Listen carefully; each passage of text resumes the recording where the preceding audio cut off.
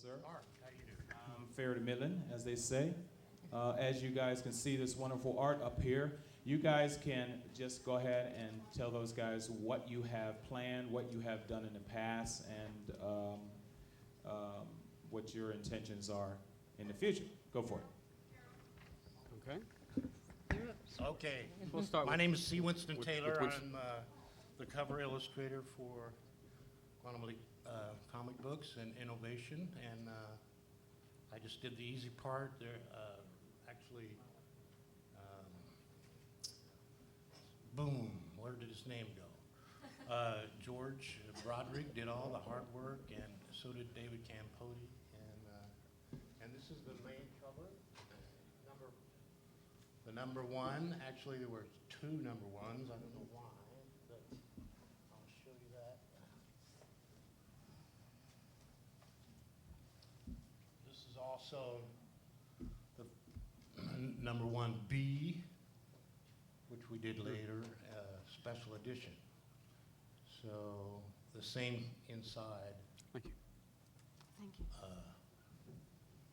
Anyway, I don't have any intentions. I have lots of answers if you have questions.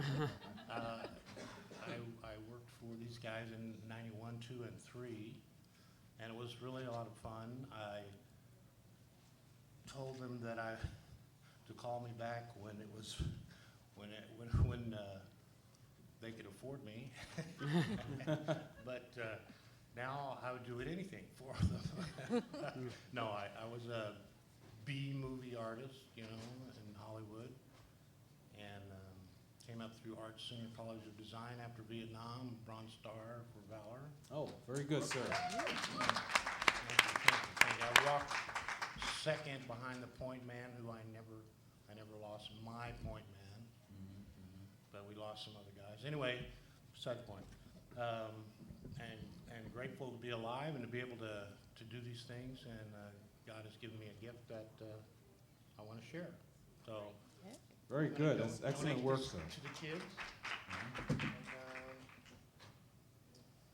number 5 is Superman. Oh, And That's terrific. so I'm going to donate these to the kids so they can. very good. Okay. They are signed by you, sir? Yes. They are yeah. signed, There- okay. This is a signature down here. Values more important with your signature on it.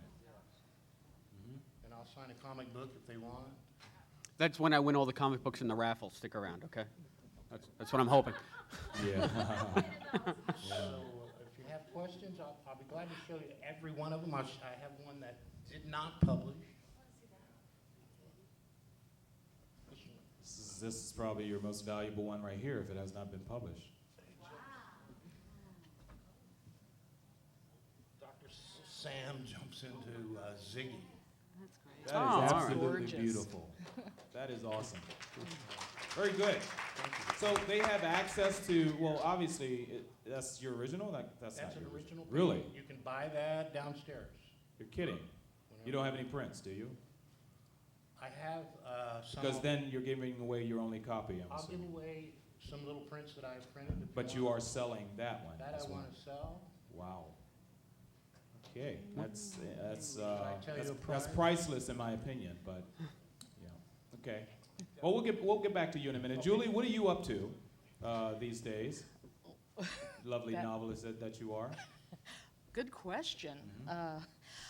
I have a new publication coming out this summer. I am in a big mystery anthology called Two of the Deadliest, New Tales of Lust, Greed, and Murder from Outstanding Women of Mystery. I've always wanted to be a woman of mystery, so now I am one. It's edited by Elizabeth George, who does the Inspector Lindley mysteries, and will be available on sale in a bookstore near you in July. And how about how many people has Julie's what is it, Quantum Leap A to Z? Quantum Leap I A to have it. Z. How many people and- have that? Me? Are there any British people in the audience right now? British? Any British? No? Okay. Is that hard to get over there, the A to Z? No, I thought it was out of print over there, Julie. We had It's talked out of print everywhere. Wow. Yeah. So you brought a lot of copies with you then, huh? Oh, yeah. Well, Yeah. there you go. You can get an out-of-print copy of Quantum Leap. There are copies in the dealer's room, and there are copies of A Matter of Time. They're still selling, so they're down. Jim Rondeau has some, so buy Excellent. zines. No. Okay, Mindy, give us a quick synopsis on what you're up to. Well, I've started writing a novel. Hopefully it'll pan out. Quantum Leap novel? No, Okay. no, my own novel. But I've been writing, I write for the love of it, basically. I started off writing Quantum Leap fan fiction way back when Julie was putting out her zines, and I contributed to, I think, one of your zines, and she was one of my first editors. She did a great job, and I wrote 9 Quantum Leap fan fiction stories, and it was quite a lot of fun. And then the novel series started going. Ashley McConnell put out 5 novels, and we kept asking Ginger Buchanan, who was the editor at Berkeley Publishing, can fans contribute? Can we try out? Can we audition for you, basically? And she was really great, and she allowed me to send her one of my stories, and she said, "That's great, but it's not what we're looking for. Can you write me a gushy story?" I said, "Well, of course, I can do anything you want." And so I did. I wrote a story based around, like, the backstory was a gushy story, and she seemed to like it. It took me a year to find out that they were going to actually publish it. I had to wait a year. Wow. Because they weren't sure whether the series was going to go on or not. So that was kind of frustrating, exciting, interesting all at once. And when I got the call, it was like, oh my God. It was an amazing feeling. I don't know if that'll ever happen again, that kind of feeling, like, wow, I can do anything. And I still hadn't finished it. So I had to wake up at 5 a.m. every morning and write, because that was before laptops, or at least before laptops were accessible to me. So, Well, let me ask you a question. You said you had to wait a year before they... yeah. In that 1 year span, were there revisions to the story before? Did you have to read? She had not yet accepted it. Oh. She wanted to, but she wasn't able to because she didn't have the funding yet, or she didn't have the okay from Universal yet. They were not sure whether they was going to continue on with the series. Right. The way the novel series worked was, I think that they published them in groups of 3. So there were slots. I think mine filled the last of the, up to 16 was like the last of a lot of 3. And they didn't know if they were going to continue with the series or not. And I think Mindy's came out right after mine. So she had to wait until Berkeley decided whether or not it would be viable for them to continue on with the series. And, you know, it's a good thing for us that they did, because otherwise we wouldn't have Mindy's book. Or, well, no, not yours. Yours was out. Good job. But it was a great learning experience, and one that I kind of treasure just for the experience, and you know, hopefully the people enjoyed the work, and then I could contribute to this fandom in a really special way, and it's something that I'm very thankful for. Well, you know, if you put anything else out in the future, you have obviously a cover artist sitting I do. Yeah. right there Yes. just I to do. contribute, you know, any art. Julie, you were going to say something. Oh, no, I was just going to make a comment that the publishing industry in general moves at a very glacial speed. It's True. It's slow. This anthology that I've got coming out, it's been in the works for like 3 years, and I got the check for it like a year ago, and it's still not coming out till next July. That's how long stuff takes. Wow. Yeah. Wow. Yeah. Are you aware any other Quantum Leap? I know fanzines are all over the place and they pretty Yeah. much hit the circuit, but you guys are pretty much on the pro end. Do you know of any other pro Quantum Leap books? None whatsoever, you're saying? Now, the only company that had the rights from Universal was, you know, Putnam Berkeley, and they started this Boulevard imprint just because of the Quantum Leap series. I think they were trying to use the Star Trek novel program as their template, obviously, and the Star Trek novels are still coming out, I think, 9 a month, so obviously that's a From moneymaker. Pocket Books, I do. Yeah, Right. pocket books, Yeah. right. Yeah. Same, So same that group, was yeah. the model they were going on, and Ginger seemed very hopeful for a little while, because once the titles started growing, she said it's like peeking its nose out of the shelves. Now there are a couple of Quantum Leap titles, so you can notice them in the tie-in sections, but I have not, since the demise of this book series, seen any other I would say, official licensed tie-in for No, prose. there was one in England, but I think they came out about the same time as the other novels did. The Ghost in the Gumshoe? Wasn't that just Ashley's? Weren't those were just novelizations of episodes, I thought? Yeah, they were. Yeah. Yeah. I don't think that those were actual original stories. They were No. just episode novelizations. They were maybe Right, one or two yeah. per book. Yeah. Okay. Yeah. Well, here's a question for everyone on the panel. And remember, folks, if you have questions for these wonderful people, you can line up at the microphones again. Ask them a question. Outside of the obvious answer to my questions, which is what was your inspiration, even though you were aware. Wait a minute, you were putting the books out during the series run.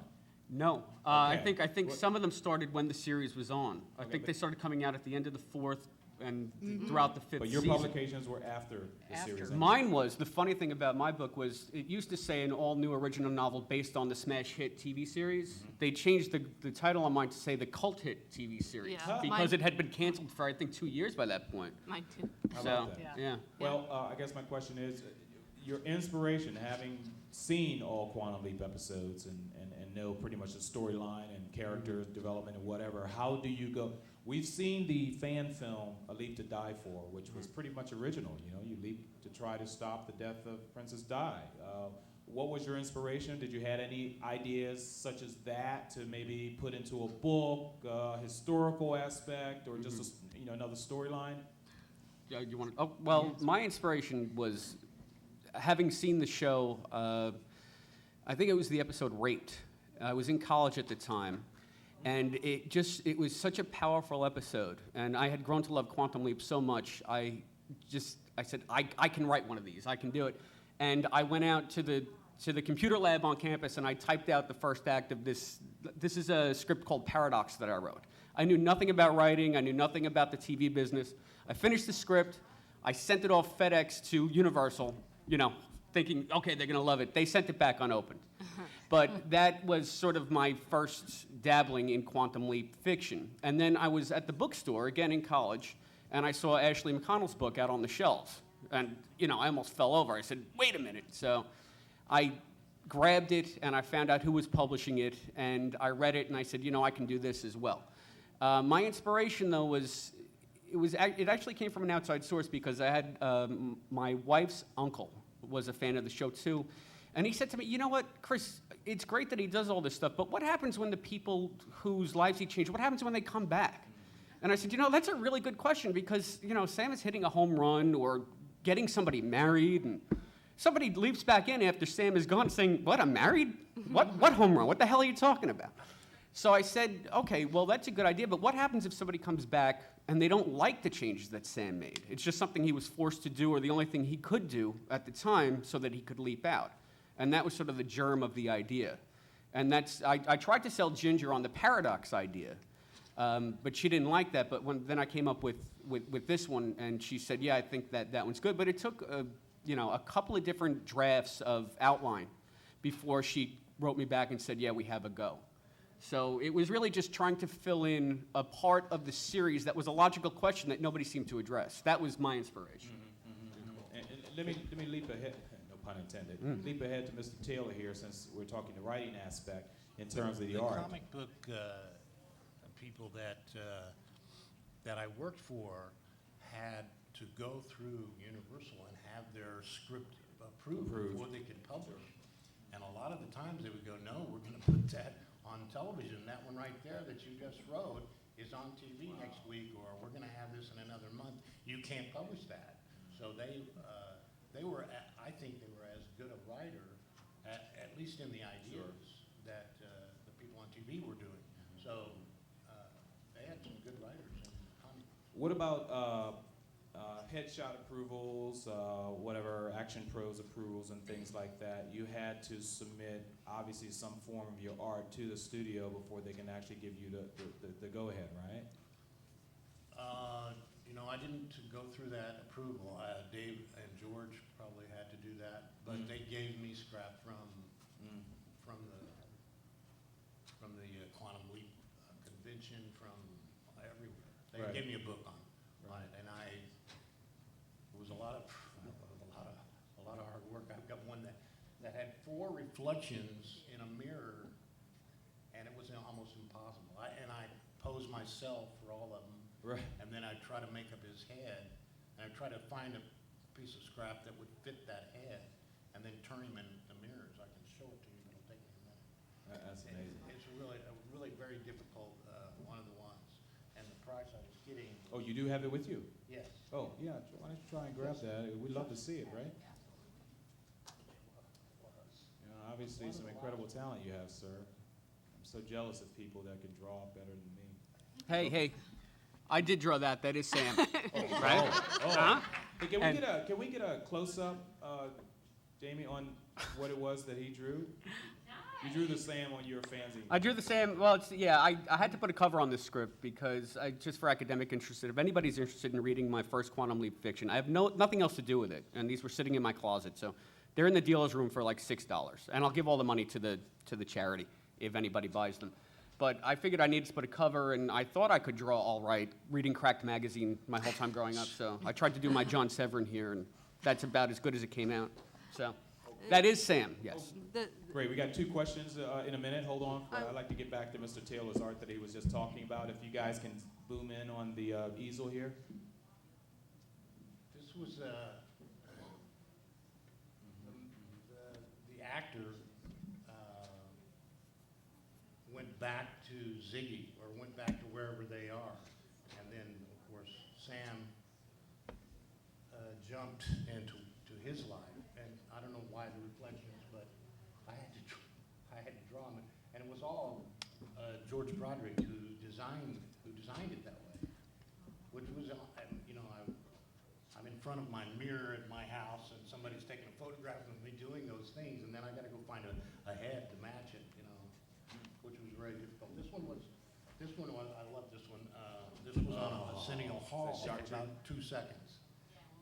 I'm sorry, can you This repeat was that? Arsenio Hall when he was Okay. when it was 90s. It's on the talk show? For about 3 seconds, it was in a magazine, Starlight magazine. Huh. And he jumps into a man that's gonna be. You're going to be electrocuted, obviously. Yeah. Speaking, boy. I have a request, if you don't mind. Speaking of our novels and media appearing on television, I once saw a sci-fi show called Sciography. I think they had like 2 episodes. Quantum Leap was one of them. And they had my book up for about a 1/16th of a second. If anybody has a copy of that, can you please get in touch with me? Well, Because- to answer your question, the gentleman who has a question here may be able to help you. Go Okay. for it. Hi, Dan from Minnesota, and yes, I have a copy of Sciography. Okay. It's on VHS, if that technology still exists. I can get all the VHS. I work in television. They're throwing the VHSs away. That's how worthless they are these days. I still have my 8-track. I can send you 100 VHS tapes. Okay. My question is, I guess, more toward the comics and the novels, but I believe in the comics, the last issue was 13, and they had him finally leap into a baby, but then was the comic canceled because we never, in the TV show, they never could figure out the logistics of having Sam leap into a baby, but in the comic book, you could easily solve that.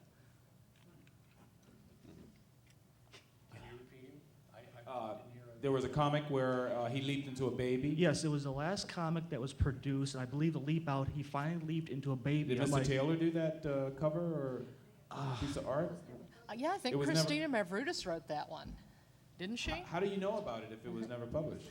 Well, if it because was, they have to leap out, it was the tag at the end of the book, I guess, Yeah. to lead into Yeah. the next book. I and understand. then the comic Yeah. book was cut short too. I see. So we never did get the baby episode. Anybody have any information on that? Julie? No? I know Christina Mavridis wrote the story, and it was based on a story she had written for Quantum Chain, which was a zine that I did. And that's really all I know about it. She was real excited. I think the Alice Place board has her story there, I think. Well, I guess it's a wait-see kind of thing. All right. Yeah. Yeah, go check the Alice Place Quantum Leap board. I think it's there. Yeah.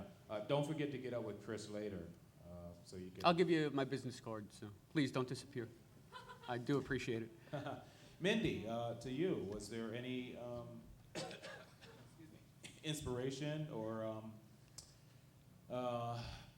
based on your novel, since you had a Pro One published as well, Well, I had been writing Quantum Leap fan fiction for a while. I'd written 9 stories, and doing that, I think a lot of people put down fan fiction. They think it's just kind of silly. But if you really look at the genre, there's a lot of very talented people doing it. I regard myself as lucky to have found an outlet to actually get pro-published, because it doesn't always happen, but there's a lot of very talented people doing that kind of work for the love of it. There's something to be said for doing something for the love of it and not getting monetary, anything monetary for it. So after doing that and then finding out there was a novel program on tap, and like I said, I contacted Ginger, and she was really nice, and she more or less said, well, I'd like a story. She didn't actually tell me what to write, but she told me elements of what she would like to see in the story. So I basically made what she wanted, sort of the backstory, and I had Sam leap into a guy who was supposed to help an agoraphobic woman, and Sam's character lived with this woman who was this man's mother, and was all about how Gushy came into play with these characters. But I don't want to tell you unless you. Oh, in come case you want- on, in you case got us want to read going it. now. Well, Gushy, it seems, had a relationship with this woman that was Sam/Noah's mother, and they had gone ballroom dancing. It seemed that Gushy kind of chickened out on continuing that relationship with this woman, and they never got together. But in this book, Sam tried to make it right. Right. So, in any case, so that was my story, and it was a lot of fun to write, and I feel very honored to be part of this whole universe. So. All right, good job. I'll second that. Mr. Taylor, what's that you have in your hand? No, That's this- pretty. We're talking about babies. I think this was supposed to be, this was after the fact, I guess, the 13th one, and it's supposed to be a growth chart, which George designed, that would fold out, and they could take it home and put it on their wall and measure their children. I don't know if he had planned for this to be Scott as he grew up, or Sam, and of course, Al is always transparent somehow. This was the last one, 13, so I guess that's why. Can you hold that up a bit so our camera guys can kind of beam in on it there? Yeah. Yeah, the alien cover. And that's pretty cool. Yeah. Beaming into an alien.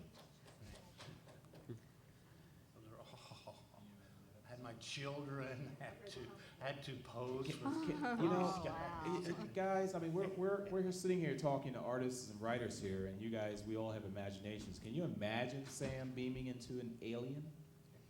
Wouldn't that be an awesome episode? I'm going to Crappy disagree on special that. effects, I'm sure, but I think that would completely ruin sort of the dynamic that the show set up. I don't know where they were headed for the 6th season they had mapped out, but I heard he was going to leap into the far future. If you look at the tag at the end of the mirror image script before it was, the black screen, it was Al leaping into a space bar in, I don't know, some far future point as a woman.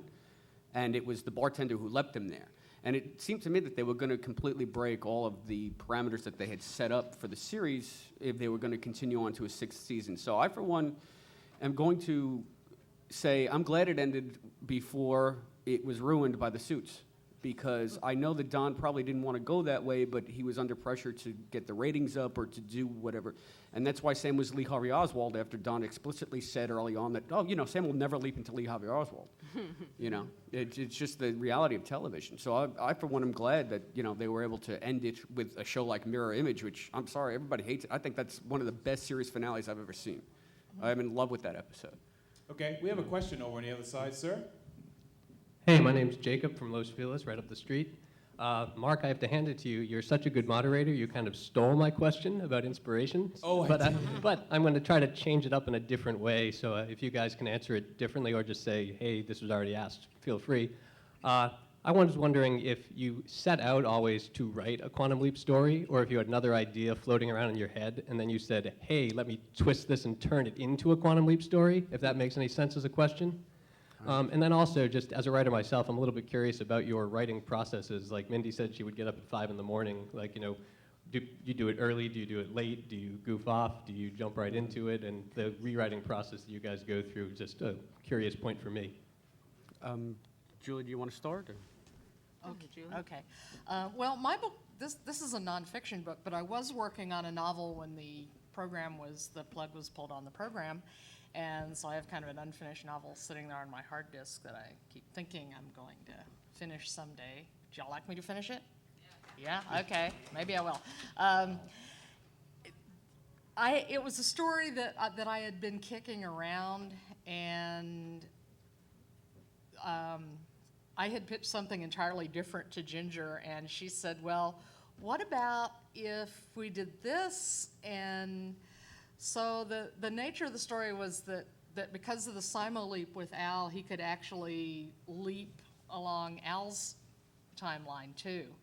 And so he ends up leaping along Al's timeline, and there is a whole murder mystery that goes on, and there is tangential stuff with Al's family, and Trudy's there, and Al's trying to do what he can to save Trudy, but there's a lot more to it. Please finish that. Okay. I agree. Writing process, I write by procrastination. That's me. I stare at the computer, I find other things to do. The internet is a Poison. real pull. I like get on my laptop and turn off the Wi-Fi and go somewhere and try to write, but I set up times that I make myself write. Because if I don't do that, I'll lose the discipline and just not write. I'll just get lazy. So I set up times. At work, I'll write on my break. At home, I'll write when I get up in the morning, even though it's really early. I'm not a good nighttime writer. I tend to get hazy and not be able to focus. But I think writers basically can find their times if they look hard enough. They'll find that time that they can write. There's always time if you make it that way. So I hope that answers your question.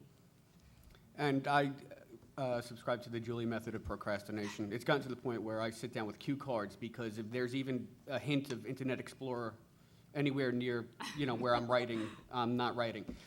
Firefox, dude. Firefox. Dude. Oh, I'm sorry. Well, whatever. Yeah, Firefox. And access to a broader world that's outside of my head. Well, when it came to writing this, I did not own a computer. I just had a little, like a Brother PC electric typewriter, laptop deal that my wife bought me, and it just wasn't up to the task because it didn't have enough memory. I would get like 3 chapters, and it would say full. So I'd have to put everything on a disk. So what I did was I had a pretty good job right by my house, and after work, I would go to the office starting at around 7 or 8 o'clock, and I'd stay till 2 or 3 o'clock in the morning, and just listen to the radio and write in my office. And that was terrific because there was a comfortable location with no distractions. Now I have a house, and I have my library with the computer in the library, which, again, a wall of books is a great distraction. So I find myself going to the library to write and not getting much done. As far as inspiration for Quantum Leap, it's never been a story in my head that I've wanted to turn into a Quantum Leap story because Quantum Leap is so rich and diverse, and there's so many unique facets that you can explore. Every Quantum Leap story I've done, whether it be the script or the book, and there's a post-mirror image story that I wrote that's on Brian's site, on the Al's Place site you could read. It has always been with a genesis in Quantum Leap because it's something that I love. So it's not something that I would ever take a novel idea because, let's face it, there's nowhere you're going to sell a Quantum Leap story these days. There are no outlets left. So why would I take a novel idea and twist it into Quantum Leap? It would just be wasting a novel idea. And there's enough within the Quantum Leap realm to explore if you want to keep doing fan If fiction. I could interrupt on that point you made, though, Chris, I disagree with you. There's a resurgence going on right now. The DVDs popping up and Quantum Leap on Ion Right. I mean, I'm watching No, it more I'm watching now. it too, but watching it and DVD sales are one thing. As a professional writer, and I'm in TV, so I can look at this stuff on the business side. There is nobody ponying up money for Quantum Leap scripts Sure, or books. Sure, yeah. And as a pro writer, or an aspiring pro writer, because this is my first and only professional sale. I just got another rejection letter last week. So, I mean, it's not something you can sort of bank on. And to keep writing Quantum Leap, yeah, you might do it for the love of it, but it's not something you can build a career on. So, Never I hope, give does up. that answer your question? Not yet, anyway, until I meet Don tomorrow. And, he says, I love that book. We're working on a resurgence. Come and write for me. Oh, it does answer my question, Chris. I guess what I was saying was when your original one came out, was it from the get-go, when you could write a Quantum Leap book, was it might have been a different story, but I turned it into No, Quantum because, Leap or- because the germ of it was what happens when somebody comes back to their changed life. It was so uniquely Quantum Leap that I would not have been able to write this kind of story in any other venue, I see. unless I was ripping off Quantum Leap. I think Don did a great job in this medium because today we have vampires that are good guys, like good is evil and evil is good, and it's all mixed up. But Quantum Leap is such a great idea. Where's the movie? And then we'll make a series out of it on TV. I wish. I think the thing about Quantum Leap made it so easy for a writer. There was so much you could do. It was boundless.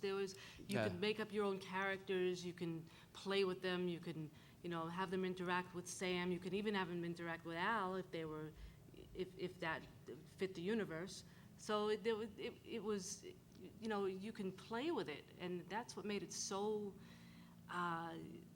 much fun to do. And that's what made me want to start just writing these stories and finally ending up here. So I think that's one thing that Mindy points out, that, we all came to this as fans first. So it's really weird for me to be up on a podium as a guest because I'm down there with you. You probably all seen me walking around this convention. I'm just as thrilled to be here as a fan Yeah.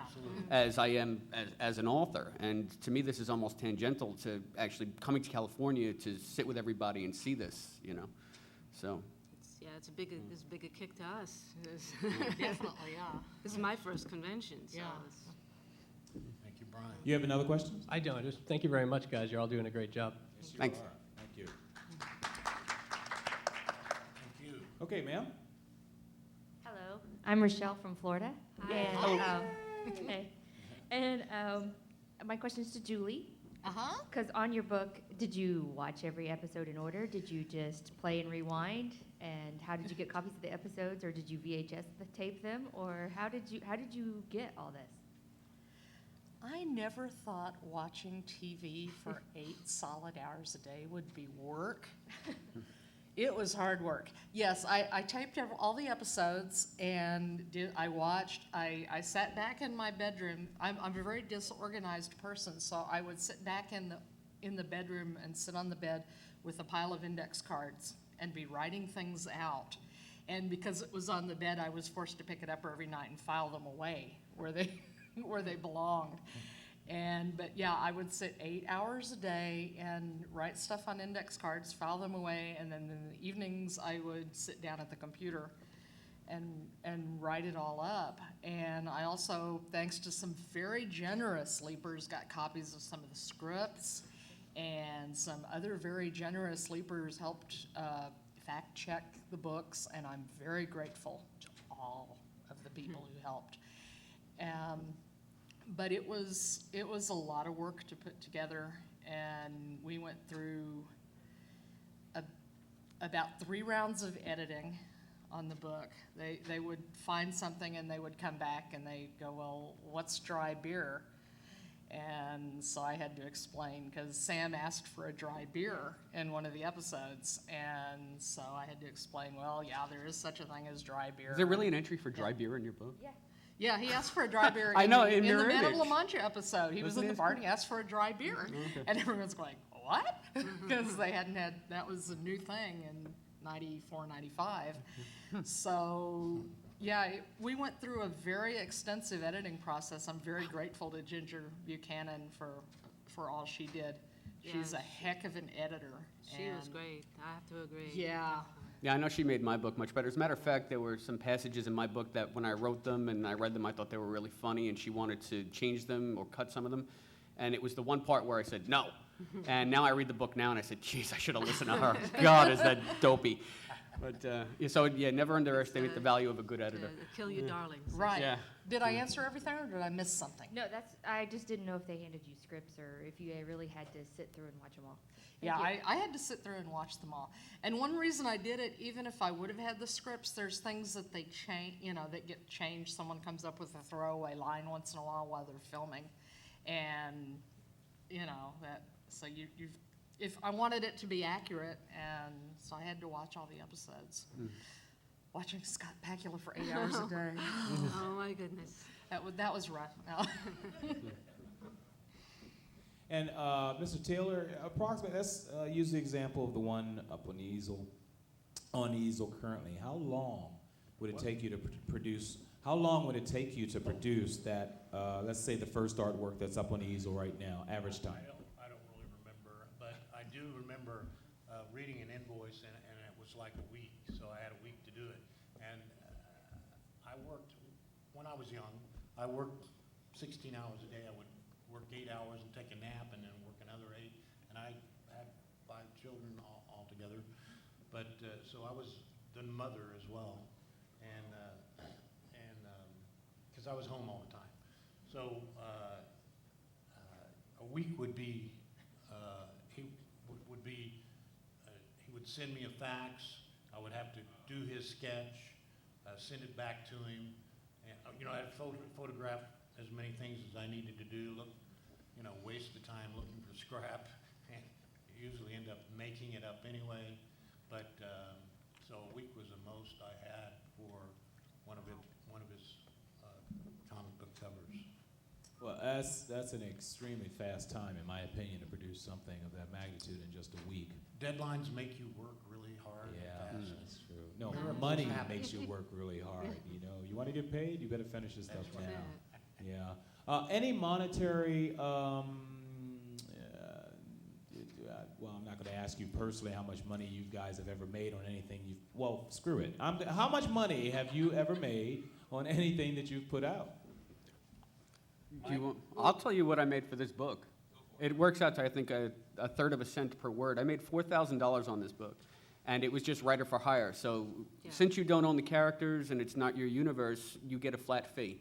I think it's a little bit different in the Star Trek series now. You can get some residuals based on sales, but you are just the workhorse. You hand in the story to MCA Universal, or it was back then. I don't know who owns it now. And that was that. They gave you the fee. And even Ginger said to me, she said, they're going to offer you $4,000, and, I would ask for more. And I was like, are you crazy? They're just going to tell me to take a walk. So I didn't ask for more. I should have. I mean, I wrote a letter to my insurance company after my car got totaled, and if you went for the amount of money I got per word on that letter, I made more money on that letter than I did on my book. So, I mean, it's not something you do for the cash. Anyway, not a tie-in book, Yeah, I was happy to get a check. I never made money off of writing before, so I was like, okay. Yeah, I've made more off of short stories than I've made off of this book. But Yeah. I've gotten more pleasure off of this book than I have. It's okay. Yeah. It's okay with me. Well, I'm sure, Mr. Taylor, you're the big, money maker here. He's the big butter and egg man up here. Yeah. You can just look at your stuff and see the worth I in it. made $400 a cover, and they kept paying me after they went out of business, so I don't know. I had a little clause that said if you print more than 3,500 or something, then you have to pay me some more, but they never did. So $400 is what I made for a week's work. And that's in 1981, 2, 3. When a movie poster would pay me $5,000, $2,500, a Yeah. B movie. Yeah, and then you get 400 on. So I get 400. I went. Wow. Call me in the summer when I'm slower. Yeah. Well, it's got to But be I love it. passion. I Yeah, I was enjoy about it. to say it's got to be passion for you to keep The doing. more I got into it, the bigger pieces were. So. Yeah. Any other questions in the room for anyone for novels or comics? Anyone working on anything comic book related now since Chris basically said the novels are dead or not or wouldn't sell as much. I would assume that the next step would go for, multi-medium, which would be the comic version and the writing alone. Do you know of anything in terms of the comic realm that's coming out or selling? No? Nothing Quantum Leap related, no. Yeah, but I have And- seen, just No. resurgence in a lot of TV tie-in stuff is coming out now, but it Yeah. depends. It's really very much artist-driven. There are comic books now of the Greatest American Hero, but William Catt himself, the Greatest American Hero, is the one behind that, and he got the rights from Stephen Cannell to do it. IDW does a complete range of Star Trek titles, maybe 3 or 4 a month, and but there's a lot of impetus behind that because of the new J.J. Abrams reboot. So I'm not saying it wouldn't happen. I think there would just have to be something bigger to spark it. Yeah, you got to convince the licensing folks at Universal that it's worthwhile and it will Yeah. bring them money. And that was a big problem with my book. There was the other nonfiction Quantum Leap book, Louis Chudovic's book, that had come out just before they started to pitch this one, and Universal was going, well, it's the same book. No, it's not the same book. Well, they didn't even want to put pictures in this because it was this, they didn't want to compete with Louis Chudovic's book. The UK version has pictures in it, but they didn't proof the manuscript, so it has its own problems. But yeah, you have to convince their licensing that there's money in it, and it took Ginger a long time for this book to convince them. And they kind of grudgingly said, yeah, we'll do it, and it immediately went into a second printing. So I'm grateful. I know mine didn't. I don't know. I think we were sort of in the death throes. I Yeah. think our books came out and then it had its last gasp. So I never saw a second printing on my book. Yeah, so I'm grateful to all of you who bought books, because, It yeah. just shows how rare it is what they have in their possession if they can't basically ever get it again. I bet you in some garage sale, though. Yeah, the funny thing is I look for my book. I go to cons in New York. There's an Icon, and I'll just peruse the dealer's room for whoever has tie-in books. And I have not seen my book, outside of my own library in the last 10 years. So I don't know, You can go on Amazon. I mean, Yeah, you can get it online. I'm just Yeah. interested to, ever see it somewhere on a shelf because as a, a book junkie, that's my You can thrill. find them at the used bookstores sometimes. Yeah. I found yours there. I saw Oh, yours yeah? there, yeah. It's funny And because I saw Random Wendy's. Measures at the bookstore in my town. Yeah. So, yeah. Yeah. Okay, another question? Well, more, it's, I got my Walden's Books card to get the Quantum Leap series. So that's what took me into the actual bookstore. But everybody had kind of mentioned Ashley McConnell because she was like the first one and all that. Does anybody know what she's doing now, or if she's planning to come back or anything like that? I know they tried to find her, and I tried to find her. She had retired from Sandia a couple of years ago, and she's been writing horror and is a member of the Horror Writers Association. And I think they had tried to find her through that. I do con running, and so, I have contacts. I was trying to find some of these people, and I couldn't find Ashley. But I think she's still out in Albuquerque and still writing, but that's all I know. And then as like kind of a second comment is, I bought my book, but a lot of my friends I introduced into Quantum Leap by handing them my book. Oh, And they actually read it because it had the backstory and it had the hire and the thoughts and the what happened after. That was just excellent. And all that. So that's just what I want to say. Thanks. Thank you. Okay, this one is going to be the last question for the day. Then we'll go on to our next panel. But sir, go for it. Hi, my name's Mike. I'm from LA, and I'm a big fan of the comic book series. C. Winston Taylor's covers are awesome. And actually, that one, I don't know who it was, asked about the child episode, or the comic book with the baby in it. It was actually called Two Dweebs and a Little Monster. I believe it was supposed to be the comic after the final Alien 113. And the script is on Al's place. The guy sits right here on the end, and he's not in the room now, but he'll probably. I'll want that catch up with them information. later. But yeah, I did want to know if we could see the rest of your covers, and also will you have them on display later? Yes, in the dealer room. Is it the dealer room or the display room? You don't know. You have a table where you're selling your wares? Yes. So he says, yeah, it's probably the dealer's room then. Yeah, because there is a display room. Yeah, it would have to be. The display room closes at 3, and I'm sure you're doing stuff way past that end. So, yeah. And just out of curiosity, you said you had a piece there for sale. They're all for sale. Actually, the first one with my signature, I'm gonna sell for $1,000. So the rest of them are a little cheaper, but this first one sold out, and it's got the editor and the designer. I designed it, but they made me wrap it around, so they designed it, you know. They- Right. Yeah. And this was already, you know, the quantum leap symbol really came from the. Right. Sure. So- Sure. so We I all know really that. designed that, Yeah. But anyway, yeah, I want to sell that. I want to sell anyone that you want to buy. And I have 2 that weren't published, at least 2. You have 2 unpublished pieces. Yeah. And you will be selling the rest. Hmm? Someone's asking, do you have a set price? In other words, are you negotiable? I want $500 a piece for them. That's No, reasonable. it is reasonable. Original artwork, sure. Yeah. So, Yeah, good girl. Pull those credit cards out. Come on, get this economy going. sure. Can I get a sense, can I ask a question? Go for it. Hey, sure. I mean, I think that there might be some disappointment from the novel fans. They're saying, that's not Elizabeth Storm. I just want to know who is your favorite novelist in this series?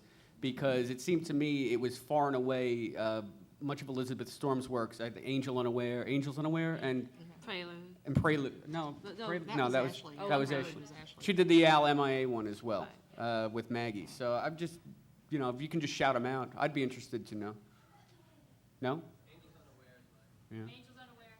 I had Deborah sign it. Okay. That's 2 angels already. Anyone else? Any favorite? Pulitzer was the other one. Pulitzer, that was it. Yeah. No? Okay, just curious. Okay. Well, these guys will be around, and they've been around all weekend, and you'll have your opportunities to see and talk to them again, the party tonight and at their table. You guys leaving to go sign? Or? Yeah. Oh, okay. Yeah, we're all gonna right. go That's So- what they sign. tell us. Yes. So, Okay, so they are going downstairs to sign. Okay, we'd like to thank these folks, Mr. Taylor himself, Julie, Mindy, and Chris. Mindy, obviously they misspelled your name in the book. Did they? They call it out as Mandy. Oh, well. Yeah, but we all know you now as Mindy, so don't call That's her Mandy, all right. folks. Thank you so much for this novels and comics panel. Really appreciate it. Very, very informative. Thank you. They will be down in the dealer's room, so if you have more questions that you want to put to them, they are definitely available. And buy Mr. Taylor's stuff, okay? All right, he's got to try and get home, so. and we'll be in the autograph room. All right, thank you. For Okay. those that are hanging around for the next panel, hang around. Thank you. Thank you, everyone. Thanks, everybody. Thank you, guys. Thank you.